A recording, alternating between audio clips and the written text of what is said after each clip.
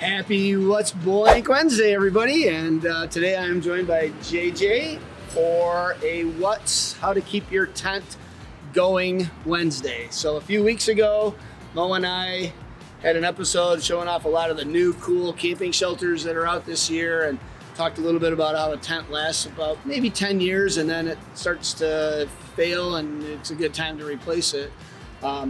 But in that interim period, there's a lot that can be done to keep tents functioning like they were when they were new. We know that you guys have a lot of great tents from us over the years, and you've got favorite tents. And so, JJ, you're on the floor a lot. You talk to a lot of customers that come in with tent issues, right? So what are the most common fail points for a tent? A big part of it is the elasticity in the tent poles. We've got a whole segment of interconnected tent poles here with a bungee built inside. A lot of times over years, that elasticity loses its stretchability there. So we do restring a lot of tent poles. So we'll talk about that in a minute. Other places that tents start to fail when they get a little bit older? We're seeing failures typically in the rain fly becoming less waterproof, the tent floor becoming less waterproof just due to wear and tear,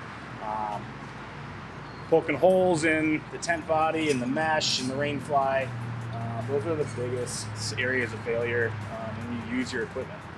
So let's talk about how we can address some of those. So let's say my fly just isn't keeping me as dry as it used to. So I get up in the morning and there's some water coming down the seams or coming through the fabric. So how could you take care of that? First thing I want to look at are all the seams. A lot of them have taped seams, which mean there's a layer of water-resistant tape that are taped on the inside of the seams.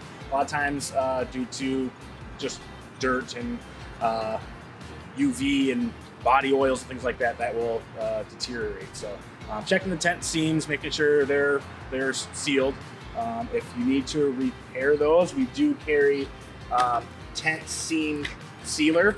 So we've got a brush-on applicator and like a joint compound for those seams. Kind of the heavier duty stuff, right? So one of those two, taking care of the seams. Yeah.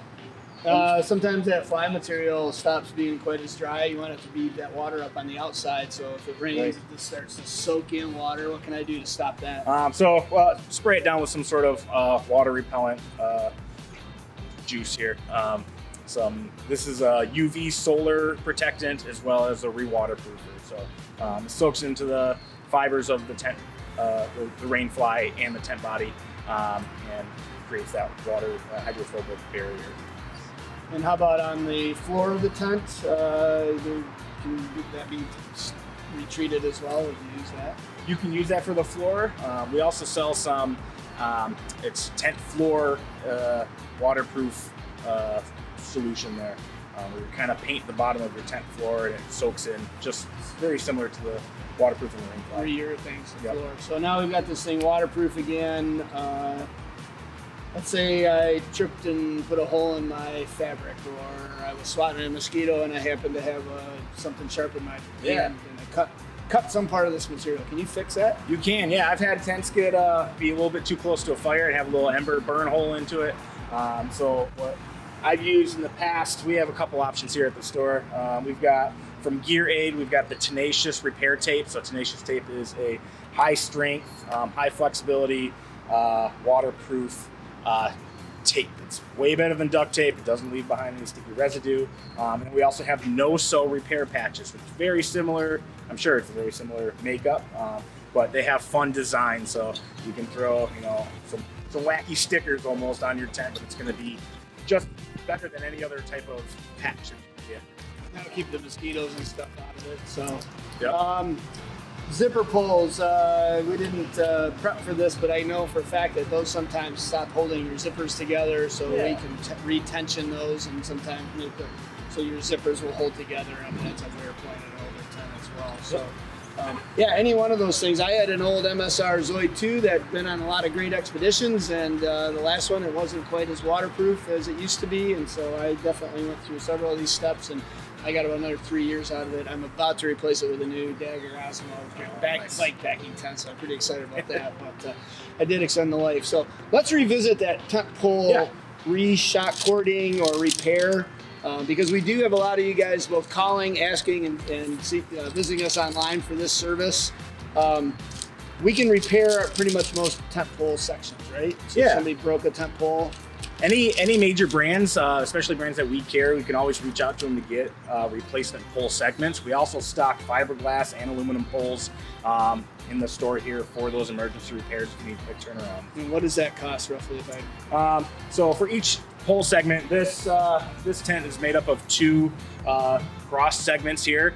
We do charge $10 per pole segment, plus the cost of the elastic cord. That's to reshock cord. But what's the price of a new pole roughly? Oh, they're going to range between $4 and $8 a segment typically. So really a pretty inexpensive it's really, fix relative to the cost of the tent. So. And then the reshock cord you mentioned was about $10 to do a pole. And do we do that while you wait, or? Most of the time it's a little tedious process. So sometimes it takes us half an hour to an hour. It depends how big the pole segment is. I restrung this one at the beginning of the season, and it's like an octopus. It's got 2 hubs. It's very complicated. That took me a couple hours to do working on it.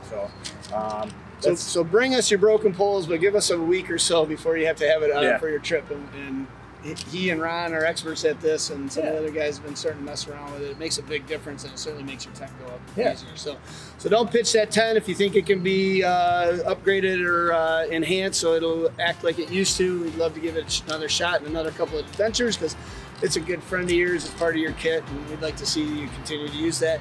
If it's your tent's on the last legs, we do have a great selection of new tents to show you and lots of new features this year. So stop on in and say hi to JJ and the gang. And until next week, this is John signing off from another What's Blank Wednesday.